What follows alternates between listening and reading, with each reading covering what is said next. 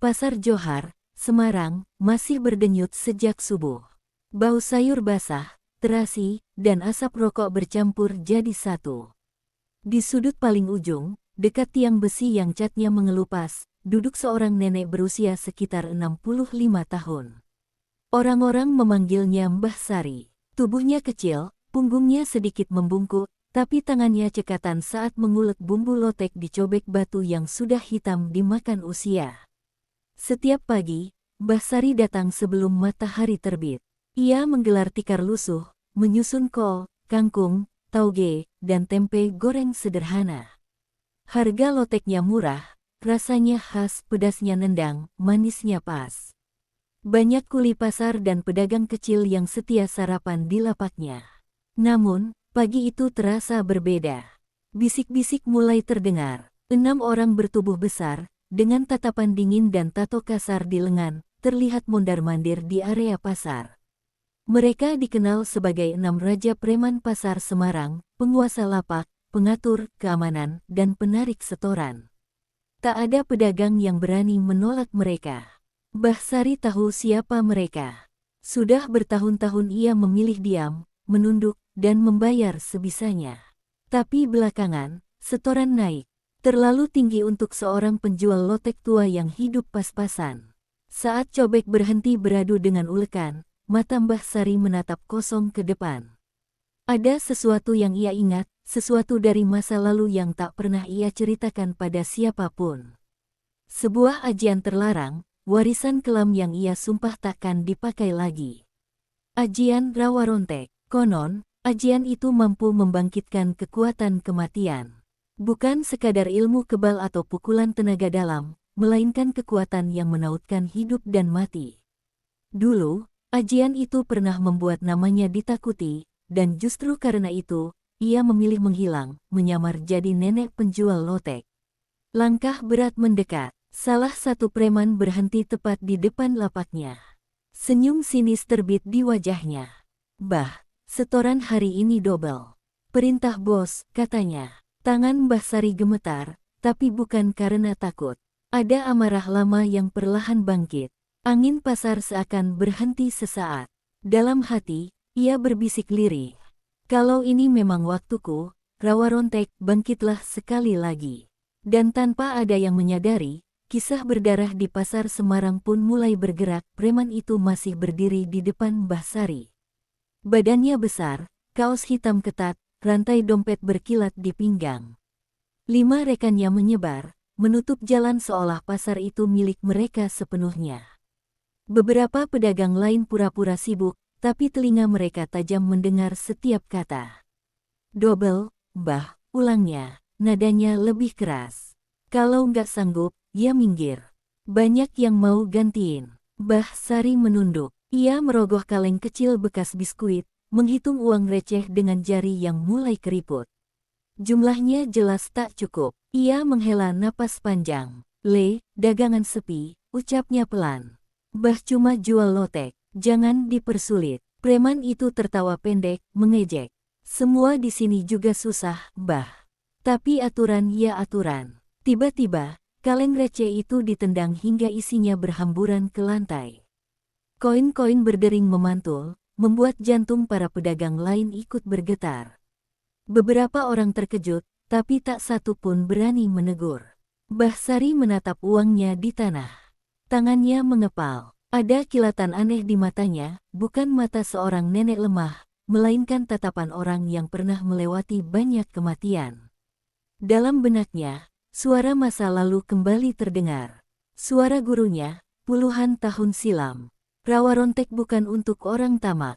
Sekali kau bangkitkan, darah akan menuntut balasan."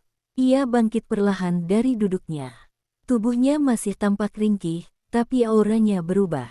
Angin kecil berputar di sekitar lapaknya, membuat daun pisang penutup lotek bergetar. Preman itu mengernyit. "Kenapa, Mbah? Mau melawan?" Mbah Sari mengangkat wajahnya. Suaranya tetap, pelan, tapi terasa berat. "Mbah cuma minta satu hal," katanya. "Ambil secukupnya. Jangan injak orang kecil." Tawa meledak dari para preman. Salah satu dari mereka maju selangkah, menepuk bahu Mbah Sari kasar. Dengar itu, nenek ini ngasih nasihat. Detik itu juga, pasar seakan membeku. Di balik keriput wajahnya, Mbah Sari merapalkan mantra dalam hati, perlahan, nyaris tak terdengar. Tanah di bawah kakinya terasa dingin, seperti kuburan lama. Tak ada yang tahu, keputusan telah diambil. Jika keenam Raja Preman itu menginginkan setoran hari ini, maka Pasar Semarang akan mencatatnya sebagai setoran terakhir. Dan bayangan gelap rawa rontek mulai bergerak, menunggu perintah. Suasana pasar kembali bergerak, tapi terasa janggal. Seolah ada yang berubah, meski tak terlihat. Para pembeli berlalu lalang, namun langkah mereka lebih cepat, wajah mereka tegang. Insting manusia kecil selalu lebih peka dari yang mereka kira. Preman yang tadi menepuk bahu Mbah Sari tiba-tiba menarik tangannya. Dingin, gumamnya pelan, menatap telapak tangannya sendiri. Ia mengibaskannya, mencoba menepis perasaan aneh yang merayap ke tulang. Mbah Sari sudah kembali duduk. Tangannya mengulek bumbu lagi, duk, duk, duk. Ritmenya teratur, nyaris seperti hitungan. Bibirnya bergerak sedikit, bukan doa biasa. Napasnya teratur, matanya setengah terpejam. Salah satu preman lain mendekat ke temannya. Udahlah, ambil aja yang ada. Nenek tua doang. Tanpa permisi, ia meraih tempe goreng di lapak. Saat jari kasarnya menyentuh piring anyaman, wajahnya langsung pucat. Lututnya melemas. Napasnya tersendat seolah ada beban berat menekan dadanya. Anjing, kenapa?" katanya terbata. Ia jatuh berlutut. Orang-orang mulai memperhatikan. Ada yang mundur perlahan, ada yang berbisik menyebut nama Tuhan. Para preman lain saling pandang, ragu. Mbah Sari membuka matanya. Tatapan itu membuat bulu kuduk berdiri. Matanya terlihat lebih gelap, seperti menyimpan bayangan malam. Ia berdiri sekali lagi, kali ini tanpa gemetar. "Rawa rontek bukan untuk pamer," katanya lirih, seperti bicara pada dirinya sendiri. "Tapi kalian sudah memilih." Angin tiba-tiba berhembus lebih kencang di lorong pasar. Terpal lapak berkibar, debu beterbangan. Dari sela-sela lantai semen yang retak, terdengar bunyi krek-krek halus, nyaris tak masuk akal. Preman yang berlutut berteriak, "Bos, ada yang salah." Salah satu raja preman, yang tertua di antara mereka, melangkah maju. Wajahnya keras, tapi matanya menyimpan ketakutan yang ia paksa sembunyikan. "Ilmu apa ini, Mbah?" tanyanya rendah. "Jangan main-main." Mbah Sari menatapnya lama. Dalam pandangannya, ia tak melihat 6 preman. Ia melihat bayangan-bayangan hitam yang menempel di punggung mereka, bayangan dosa, ketamakan, dan darah orang kecil. "Kalian yang main-main dengan hidup orang," jawabnya tenang. Tanah di bawah kaki mereka bergetar halus. Dan di saat itu, para raja preman Pasar Semarang mulai menyadari satu hal yang terlambat. Nenek penjual lotek di depan mereka bukan orang sembarangan, dan jalan pulang mungkin sudah tertutup. Getaran itu berhenti mendadak. Preman yang berlutut terdiam, napasnya berat, matanya melotot ketakutan. Dari bawah kukunya, tanah hitam merembes seperti basah oleh air kuburan. Ia menjerit pendek lalu pingsan, tubuhnya terkulai tak berdaya. 5 preman lainnya mundur serentak. Ini bukan urusan pasar," gumam salah satu dari mereka. Mbah Sari hanya menghela napas. Wajahnya kembali terlihat tua, lelah. "Masih ada waktu," katanya pelan. "Pergi, jangan kembali." Namun tatapan para raja preman sudah berubah, antara takut dan tersinggung. Dan dari sorot mata itu, Mbah Sari tahu satu hal pasti. Peringatan ini tidak akan cukup. Salah satu raja preman meludah ke tanah. Tangannya mengepal. "Kalau kita mundur sekarang," katanya pelan tapi penuh amarah, "kita tamat." Yang lain mengangguk. Rasa takut perlahan berubah jadi nekat. Mbah Sari merasakan itu. Ia menutup mata sesaat. "Jadi kalian memilih jalan ini," bisiknya. Di kejauhan, awan gelap menutup matahari. Dan rawa rontek, yang semula hanya memberi tanda, mulai menuntut harga. Langkah kaki mendekat dengan niat buruk. Satu preman mengayunkan golok dari balik jaketnya. Kilat besi belum sempat menyentuh udara, ketika tubuhnya mendadak kaku. Wajahnya membeku, mata terbelalak seolah melihat sesuatu di depan yang tak kasat mata. Tangan gue, jeritnya. Lengannya terangkat sendiri, lalu terpelintir dengan bunyi krek yang membuat semua orang terdiam. Mbah Sari membuka mata. Rawa Rontek sudah mencatat 1, ucapnya pelan. Dan teriakan itu menjadi bayaran pertama dari 6 Raja Preman Pasar Semarang. Golok itu jatuh berdering ke lantai semen. Preman yang lengannya terpelintir menangis kesakitan, bukan lagi sebagai Raja Pasar, tapi seperti anak kecil yang kehilangan daya. 2 preman lain spontan mundur beberapa langkah. Ini bukan manusia, bisik salah satu dari mereka, suaranya gemetar. Mbah Sari berdiri diam, tak menyerang, tak bergerak. Justru itulah yang paling menakutkan. Sekarang kalian tahu, katanya lirih, rasanya jadi orang kecil yang tak bisa melawan. Dan untuk pertama kalinya, ke-6 Raja Preman itu benar-benar takut. Lampu-lampu pasar berkedip, udara terasa makin dingin. Salah satu preman menjerit tanpa sebab. Bayangan kakinya memanjang tak wajar, lalu merayap naik ke tubuhnya sendiri. Ia memukul-mukul dadanya, panik. Ada yang narik, teriaknya histeris. Ia jatuh tersungkur, tak bergerak. Mbah Sari menarik napas berat.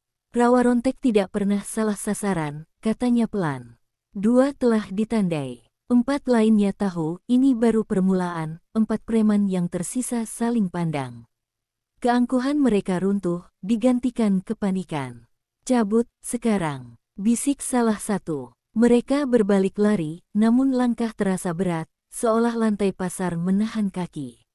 Keringat dingin mengalir, napas terputus-putus. Mbah Sari menatap punggung mereka tanpa amarah.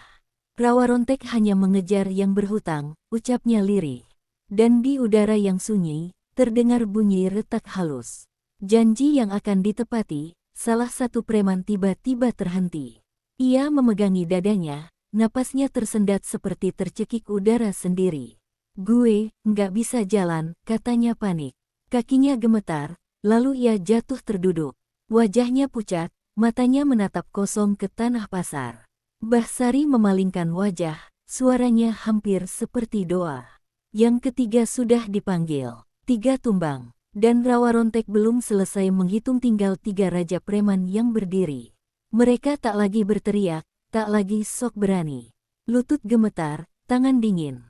Pasar yang biasanya mereka kuasai kini terasa seperti lorong kuburan.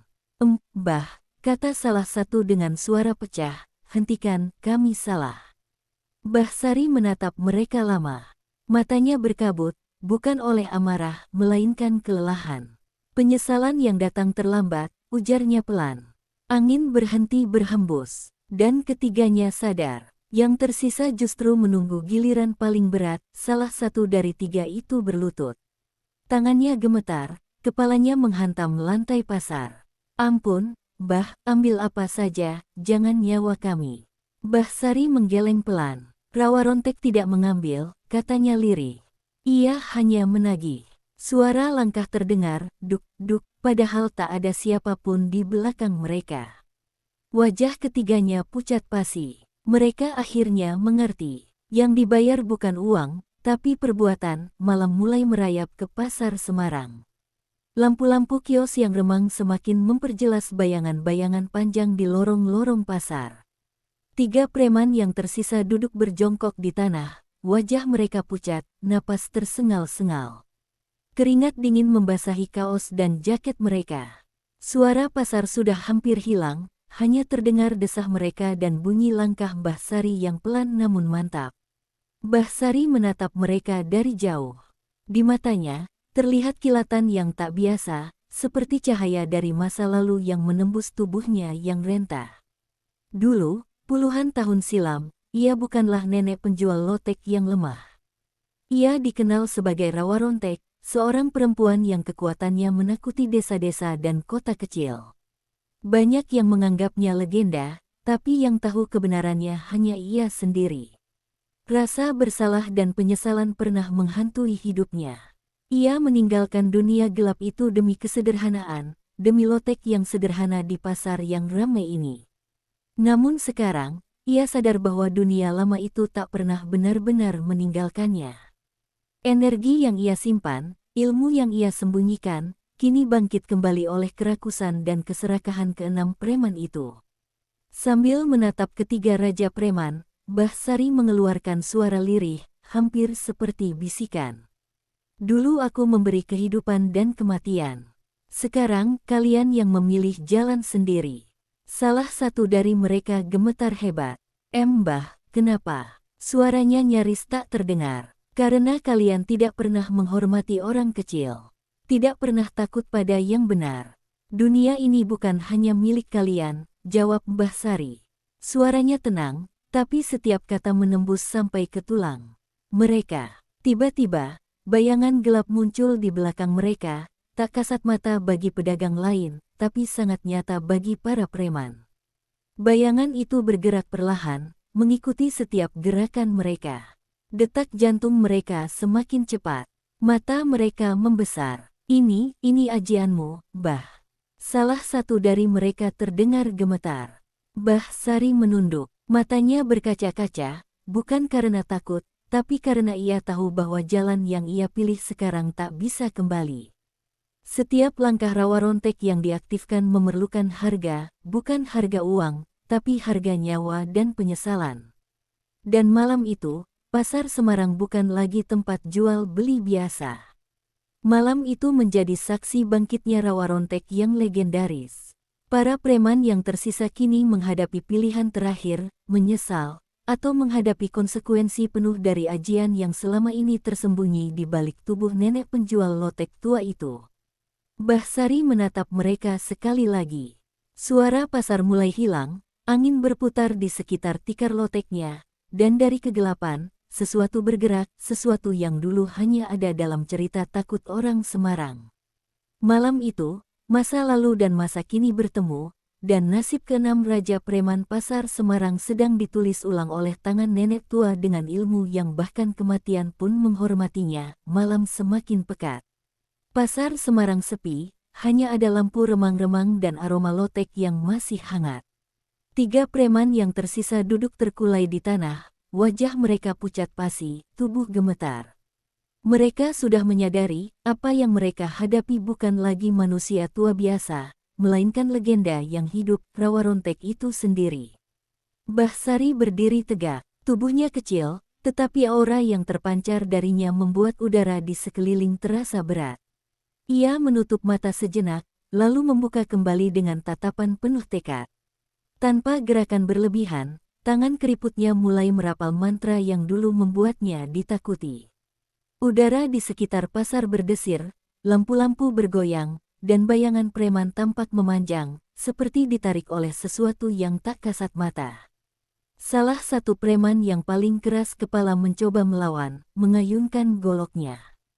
Namun, sebelum mata manusia sempat menangkap, tangan mereka sendiri terhenti di udara, gemetar hebat, dan golok terlepas jatuh dengan bunyi keras.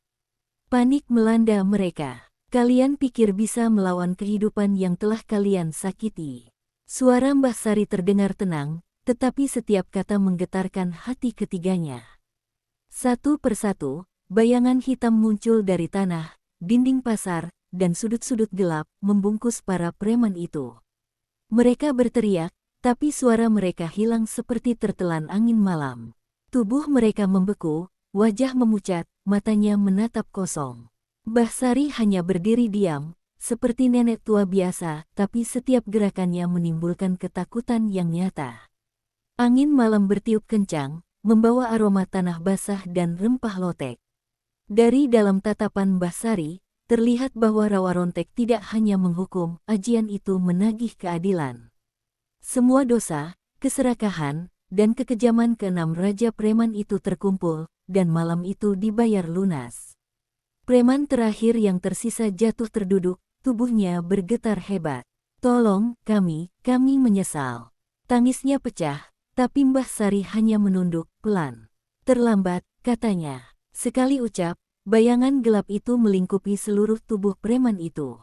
Tubuhnya pun ikut jatuh tak bergerak, seperti diserap oleh kegelapan yang selama ini diam di balik rawa rontek.